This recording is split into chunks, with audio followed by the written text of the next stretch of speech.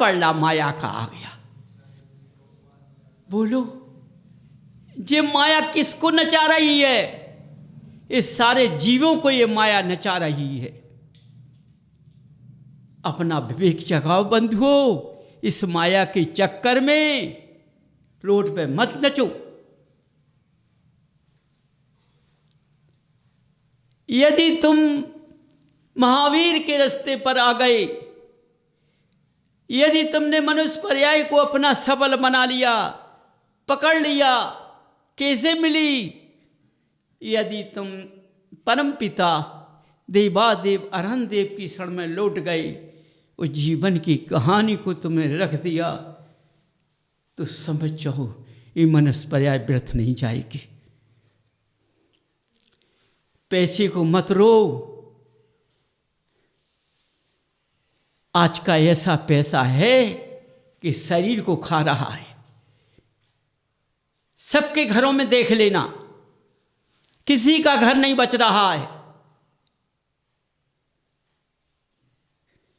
समझो, जितना कमा रहा है उतना खा रहा है।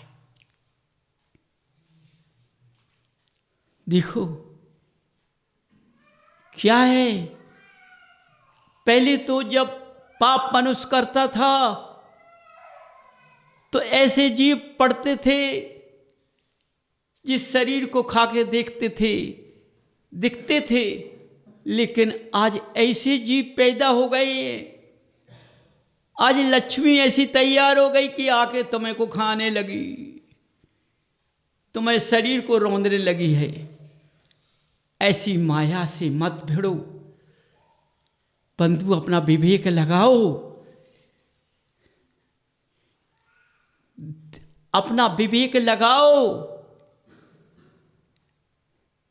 समझते हो आज इस भर क्षेत्र के अंदर बिना माया का कुछ नहीं है। ये चारों तरफ फैली हुई है। वो माया कहती मेरे बिना कुछ हो नहीं पाएगा। यदि बंधु धर्म रास्ते पर जो मनुष्य लग जाएगा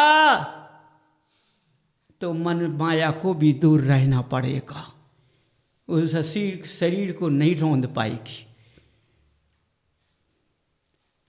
अपना विवेक जगाओ।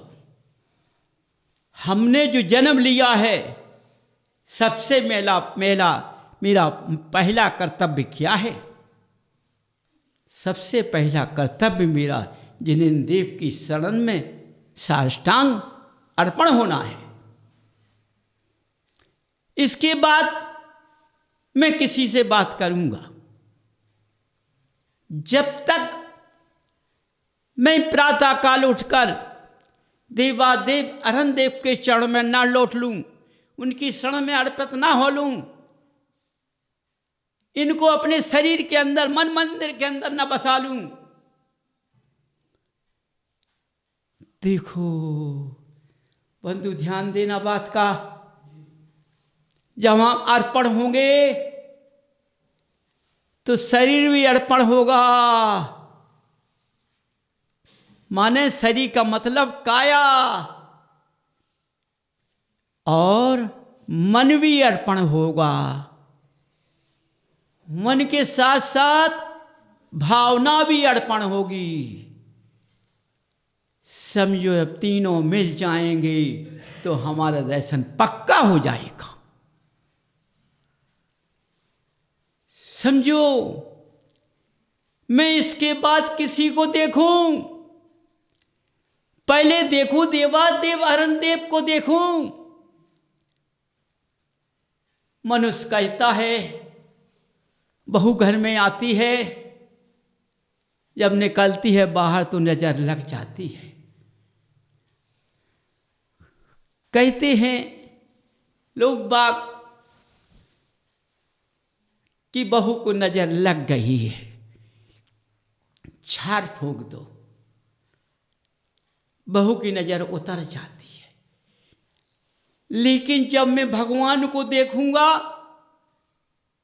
अच्छी तरह से अपने अंदर बसाऊंगा, जब भगवान मेरे अंदर बस जाएगा तो हमें को किसी की नजर नहीं लग पाएगी।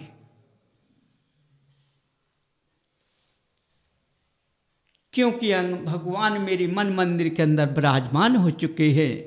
मेरी क्रिया, मेरा कर्म, मेरा भाग उदय हो गया, मेरी विचारधाराएं बदल जाएंगी।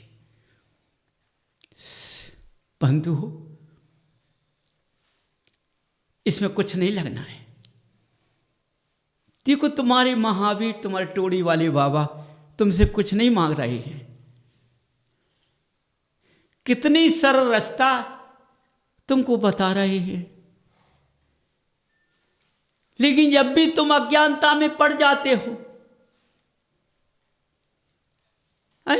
आज के ढोंगियों के पास पहुंच जाते हो, पैसा खींचने में लगे हुए हैं। वो पैसा उधर जाएगा तो दिखाई नहीं दे रहा, और तुम्हारे पास रहेगा तो दिखाई नहीं दे रहा, तो शरीर को खाएगा। सुता लगाओ, सुता फेंक दो। जब ये पैसा सुता फेंक जाएगा तो तुम्हारे अंदर कोई क्रिया बदल नहीं पाएगी, विधि विधान से नहीं हट पाओगे। समझो बंधुओं, मनुष्य पर आज भारत क्षेत्र के अंदर चारों तरफ देखा जाए तो कितनी आकल वाकल हो रही है, कितनी तड़प रही है। चारों तरफ देखकर देखा जाए, माँ भी तड़पती तो बच्चा भी तड़पता है, पति भी तड़पता है, भाई भी तड़प रहा है, परिवार में जितने सदस्य वो सारे तड़प रहे हैं। भरत क्षेत्र के अंदर जितने जीव इस भरतभूमि पर हैं वो सब तड़पते दिखाई दे रहे हैं। बोलो, तुमने सारी विचारधाराओं को बदल दिया है ना? उन विचारधाराओं से मिलेगा क्या? एक तड़पना तो मिलेगा। इसलिए बंधु, अपनी उन विचारधाराओं को बदल दो। देखो, जन्म तो मैंने लिया है, लेकिन मेरा कर्म मेरे हाथ में नहीं है। जन्म तो ले लिया, लेकिन जन्म को लेने से कर्म हमारे साथ बंध रहे हैं। कौन बांध रहा है? तुम स्वयं बांध रहे हो। जन्म लिया कर्मों को काटने के लिए, लेकिन कट नहीं रहे हैं, बंध रहे हैं। बंधु, जरा सोचो, विचार करो अपने अंदर से कि सच में ऐसा है कि मैंने जन्म लिया तो कर्म से बनते चले जा रहे हैं, लेकिन दिखाई नहीं दे रहे। समझो, यदि हो सकता है मैंने खाना खाया और खाना खा के उठने में समय नहीं लगा और शरीर का तड़पन हो गया। बताओ, खाना कैसे सुख से खाया मैंने? ये तड़पन कहाँ से आ गई?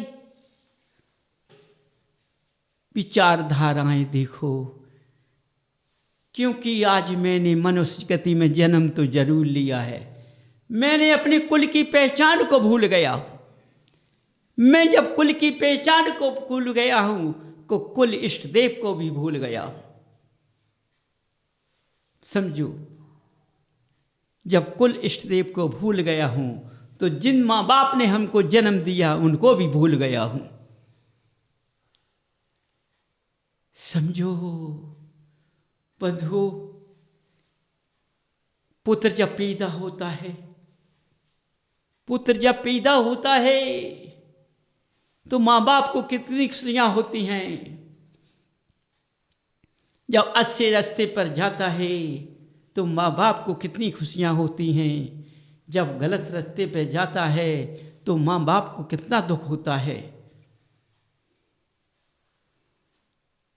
जब आज की संतान मन अपने माँ बाप को भूल जाती है तो उस माँ बाप का आशीर्वाद नहीं मिलता है।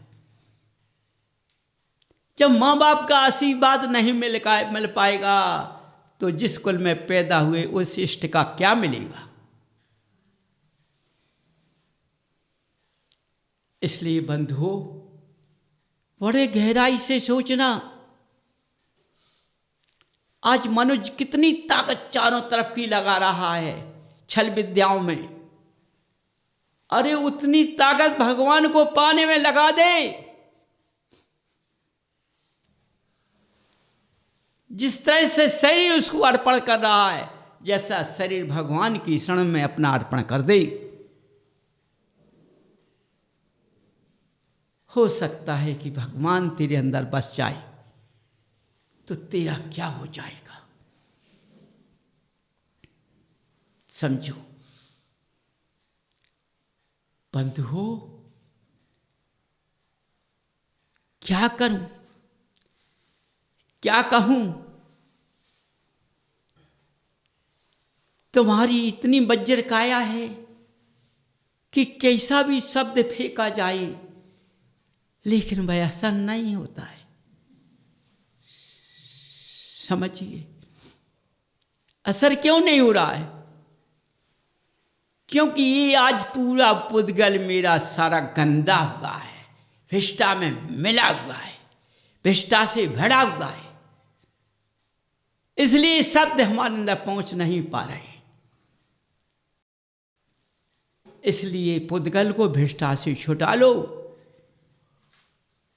इस शब्द अंदर पहुंच जाए। कितने सरल शब्द हैं, इससे सरल शब्द मिल नहीं सकता है, ना कोई दे सकता है। कब तक रहेंगे इसका कोई पता नहीं।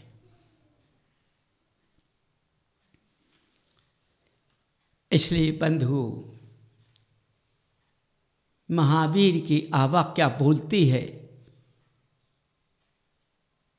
उस आभा को अपने अंदर प्रवेश करो। जब तुम्हारी काया पवित्र बन जाएगी तो तुम्हारी काया में शांति का प्रतीक दिख जाएगा। जब शांति का प्रतीक दिख जाएगा तो भगवान का वास हो जाएगा, भगवान के गुण पहुंच जाएंगे। समझो, नहीं तो नहीं पहुंच पाएंगे। इसलिए हर मनुष्य अपना विवेक जगाते रहो दिन भर कि हम किसी से गलत ना बोले, हम किसी से क्रोध नहीं करें, किसी से अशब्द नहीं बोले। देखो, सच्चाई पे चलने वाला मनुष्य, मनुष्य की शरण में रहने वाला मनुष्य, जिनवाणी माँ की शरण में रहना वाला मनुष्य अपनी वाणी को संभाल कर बोलता है, सोचकर बोलता है। यदि सोचकर नहीं बोल पाया तो अभी वो शरण में नहीं पहुंच पाया। समझो, देखो बदनामी कहाँ से होती है, आसपास से। दूर से कभी बदनामी नहीं होती है, आसपास से। आज धर्म का बदनाम कौन कर रहा है? ज्ञानी पुरुष। धर्म का बंटवारा किसने किया? ज्ञानियों ने। बताओ, सत्य के सत्य?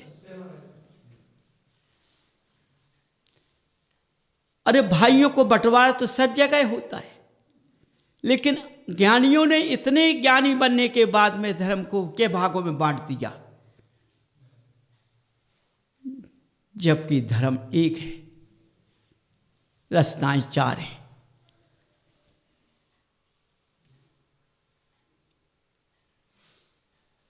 समझिए। इसलिए बंधुओं, हर मनुष्य को विवेक लगाना है कि मैंने जन्म तो लिया है, लेकिन पार कैसे होना है, तो पहले ये अपने अंदर ध्यान करे कि इस प्रातः काल उठकर सबसे पहले हमें देवादेव अरुण देव की शरण में जाना है। इसके अलावा और कुछ देखूंगा, समझो। देखो ऐसा नहीं,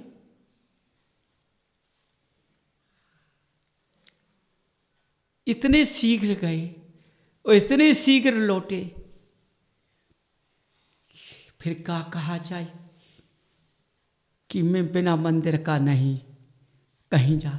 अरे अभी तुम्हारे पास में माया है, गई नहीं है, ये दर्शन करना व्यर्थ है।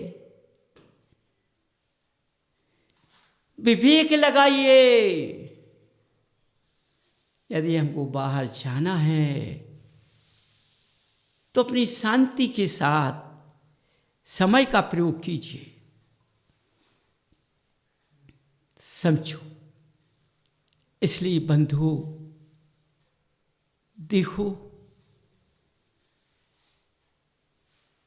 अपना स्वयं चारे रास्तों देखो, चारों प्रकार के रास्तों को देखो, हम किस रास्ते पे चल रहा हूं। कोई सही रास्ते पर नहीं चल रहा है, समझिए। इसलिए बंधु, यदि तुम्हें भगवान को अपने कमर रूपी आसन पर विराजमान करना है तो अपना पुद्गल को अर्पण कर दीजिए। शांति मुद्रा के साथ, पवित्रता के साथ, तो हो सकता है वही तुम्हारे अंदर विराजमान हो सकते हैं। वाणी प्राण।